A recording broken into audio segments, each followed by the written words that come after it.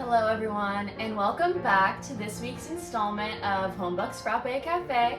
I'm your barista Hannah, and today I decided to make the Peppermint Mocha Frappuccino. Since fall is officially over, since Halloween has passed, and Christmas season begins on November 1st, as everyone knows, what's a more perfect way to kick off Christmas season than making a Peppermint Mocha Frappuccino? Almost nothing. So today, you're going to need espresso, because this is an espresso drink. Then you're going to need your xanthan gum. You're going to need your whole milk.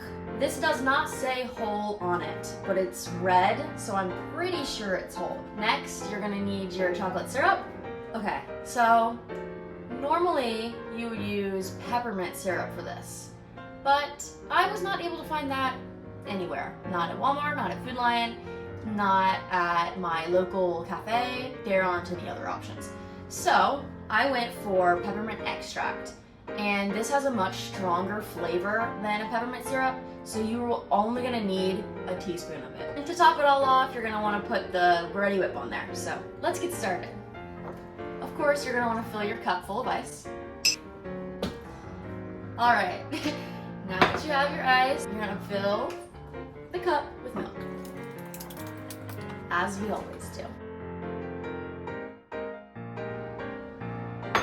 Now that you have your ice and your milk in a larger container, go ahead and add the rest of your ingredients. I'm gonna start with the pinch of xanthan gum today, because I noticed when I was making a mocha frappuccino that the chocolate syrup should go last, because at least in a blender that you're turning upside down.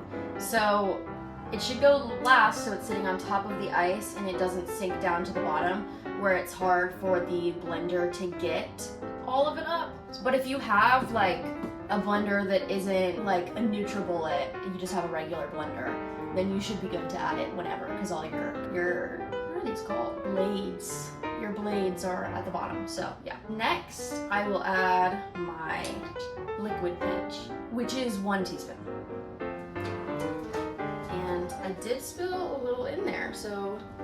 And now we're gonna make our espresso.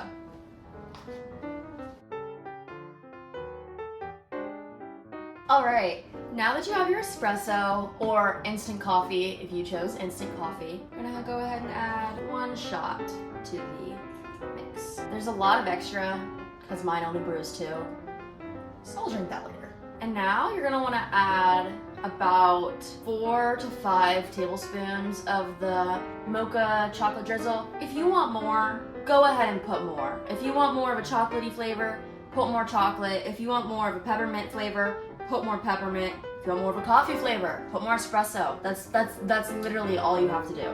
It is that simple. Now that we have our chocolate added, we're gonna go ahead and blend.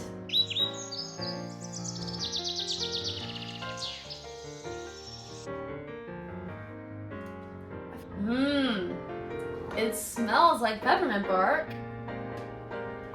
I could have used more ice. I could have used more ice. But I don't mind a liquidy frappuccino, so I'm not gonna start over, because I'm happy with this. Whipped cream. Your drink's favorite dressing. Next, I'm gonna add drizzle. The peppermint mocha at Starbucks doesn't get drizzle. It gets like this, like sprinkles actually. But I'm just a bigger fan of drizzle. So since I'm making it myself, however I wanna make it, I'm gonna give myself some drizzle. So last episode, my Dolce de Leche Frappuccino, I threw the straw into the drink, and I honestly don't know how I'm gonna go up from there. Like, that was peak to me. That was first try. Anyway, let's taste. The peppermint is very strong, but I'd say like it tastes like a literal red and white peppermint. I think I could have added more chocolate and The coffee was perfect. There's a great coffee flavor.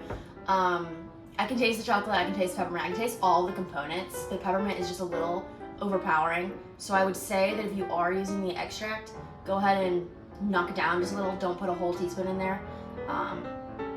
Maybe a half or 3/4, or you know, if you like the peppermint taste, then go ahead, put a whole teaspoon in there and it's gonna taste like peppermint. Yeah, this one isn't my favorite one I've made, to be honest with you. I think that the dulce de leche one was the best, and then the matcha was also really good. I still taste the freshness of it in my mouth, and I think that's great, but it definitely is not my favorite. But it's not bad. Like, it's not bad, it's just not to my taste. It's not to my taste, and that's the whole point.